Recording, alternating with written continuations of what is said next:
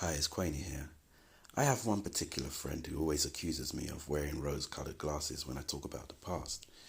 But you see, I can firmly, vividly remember the past, and I know what life is now.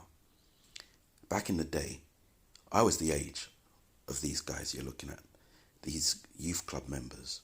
The 70s, we had lots of youth clubs. That's a fact. And in those youth clubs, we learned things and we were friends.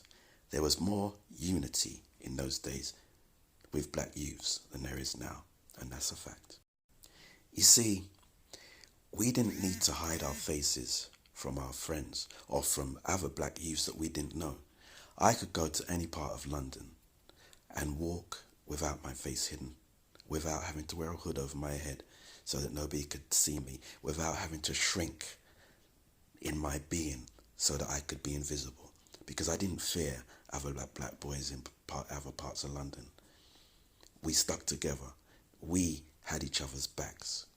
We had to have each other's backs because these were our enemies, the police and the racists and the skinheads. They were the people we were up against. We were up against the system, and the only way we could beat it was by being together. Some of us felt that they had to join the police in order to help things, but those who joined the police found they weren't welcome there. It was a tricky situation. You weren't welcomed by the police and you weren't welcomed by your own community, those you felt you were helping in joining the police. You see, we weren't killing each other back then. Of course fights happened, of course people got injured, of course sometimes there were deaths, but it was not a general thing. The system was killing us. This is a photograph from the March of 1981, the Black People's Day of Action, marching for the 14 people who died in that fire, New Cross, 1981.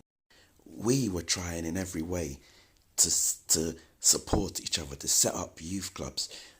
When we found derelict buildings, we would go into those buildings, open them up, clean them up, and make a club out of it, only for somebody to come shut it down eventually when they knew we were there.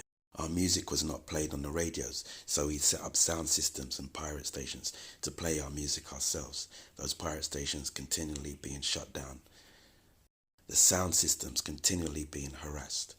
But we had to do things ourselves.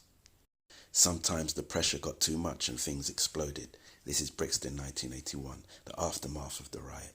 Our music united us and educated us. It did not divide and kill us.